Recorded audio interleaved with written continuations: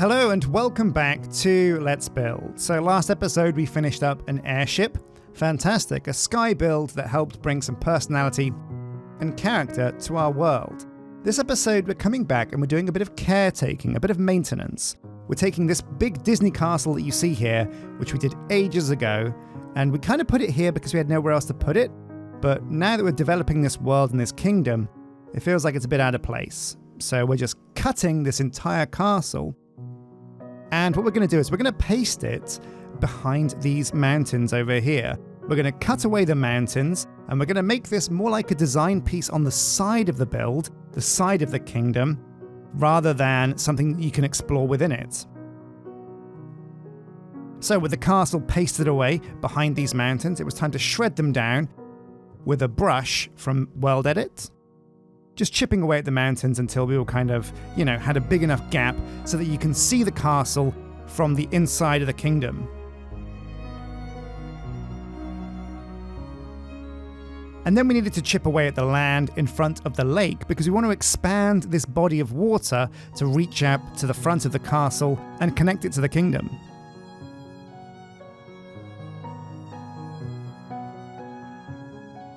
And then because when we pasted the castle in, it created this kind of messy, hard edge around the castle, we had to smooth that off as well with some more World Edit shenanigans. Now we're smoothing off those pock holes that all look like big balls. It looks like someone just chiseled out with an ice cream scoop at the ground. We're smoothing that off with the airbrush. We're smoothing that off with World Edit. And to connect the land up a bit, we're painting down some brown concrete. Of course, brown concrete just gives us an idea of where we're going to put dirt, and then when we're happy with how the brown concrete looks, we turn it all into dirt blocks.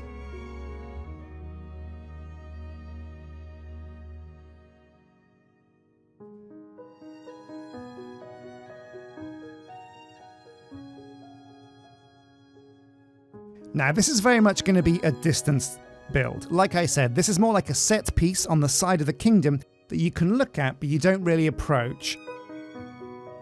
And that affords us a lot of freedom with terraforming and painting to be much more painterly and less obsessed by the intricate details. That said, though, it is very important that we have this layer of dirt to break up all of this stone. And so that's what this brown concrete is going to become eventually.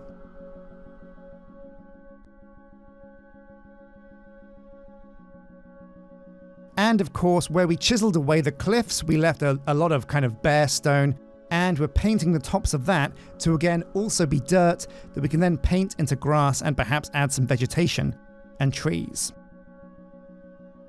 Now, I always think builds look better when the blocks that border water are sand blocks, so we're going through again with World Edit and painting the edges of where the water is going to fill to be sand. And that's going to make things look a lot neater. Like you see here, when we fix the water to reach all the way around, we have this nice layer of sand before the grass, and it really makes things look a lot more naturally Minecraft. Also, like I said, adding some trees, some vegetation onto the tops of the mountains and cliffs that we chiseled away. Boom, and already a sweep past reveals that this is already looking like a tasty build. Of course, now that we've done the front end of the castle, it's time to come around the back and tidy things up here. Again, this is going to be a distance build. You're only really going to see this from afar. But we do need to chisel away things like this big, ugly brick of a mountain. Ugh, get that out of there.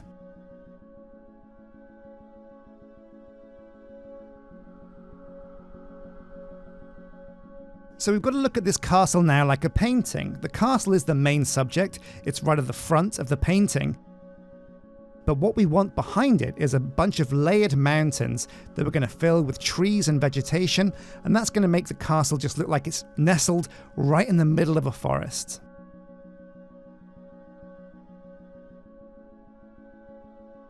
Now there's a big trench there you see in the middle and a bunch of sand, and it looks really ugly, but again, you're going to see that from afar, not from that angle, so it's totally fine.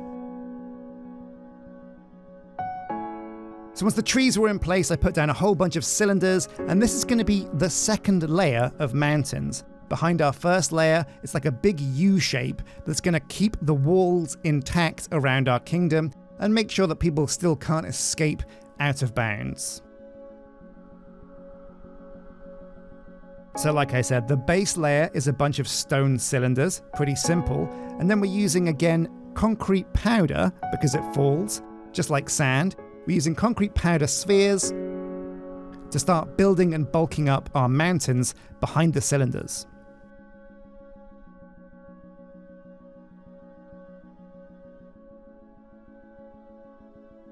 And then once the cylinders are kind of in place, we're going to flatten the top off with a mix of smooth brushes and air cylinders that we paste on top.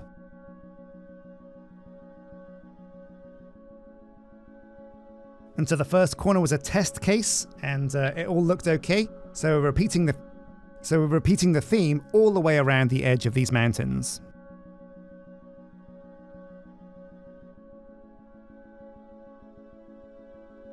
And there we go. Once they're all turned into stone, it's starting to look very, very tasty. Now, too much stone, way too much grey is going on here, so we're using another brush to paint in a nice thin layer of dirt initially, and then we're going to colour in the big gaps with a bigger brush of dirt. It's a big job. This is a mammoth task, actually. It's always the case of when I start things like this, I think, oh yeah, quick 10-minute job, in, out, smooth adventure, just like Rick and Morty. But then bam, the horror sets in and you realize you're 3 hours deep into a build that you cannot see the end of. But if you keep your heart, keep your faith, carry on building, carry on placing blocks, you will always reach the end of your build, no matter how big you dream, no matter how ambitious you go. Just keep the faith and trust your ability to make something that looks cool. And I think we're kind of almost done. As we sweep around, you can see that the castle looks kind of intact. But the big thing now is we left a big old gulf here where we cut the castle out. It looks great now, but we've got this big empty space.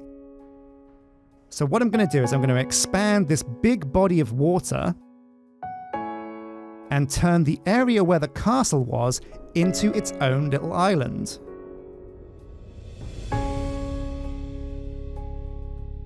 Now again, there's a lot of ugly floating flowers here because of the way World Edit works. When you remove and smooth blocks, they don't just vanish.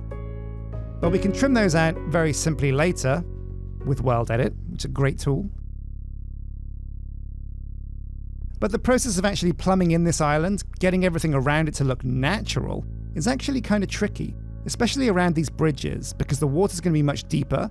So we had to expand the support struts on the bridges to make them deeper, to make them longer.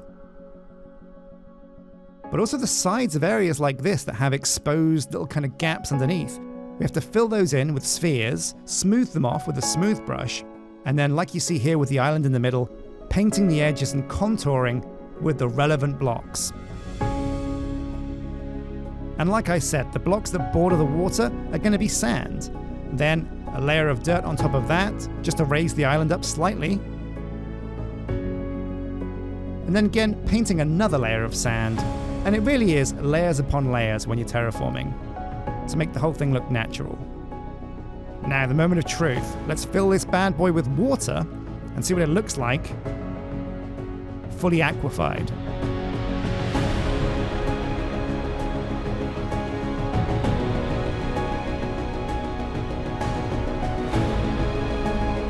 And you know what? I'm super happy with how this looks. One thing that's super exciting is, on Amazon Prime, the Wheel of Time series has just started, and it's dangerous for me to say this because it kind of commits me to a build.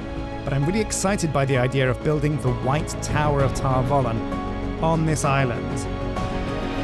And there's just one more box to tick. You see our whole castle? Originally this thing was built out of nothing but straight up stone brick. So what we're doing is to add a bit of texture. We're using World Edit to change all of these stone bricks into a mix of cobblestone, mossy stone brick, and normal stone brick. And you can see here, as we change from one to the other, the difference it makes. And adding texture like this is just a really smart move. It's tricky to do, but if you can get it right, it really will enhance your build. As always, thank you for watching. Hit like and subscribe if you enjoyed the video. If you want to support the channel, think about becoming a member, and until next time, take care.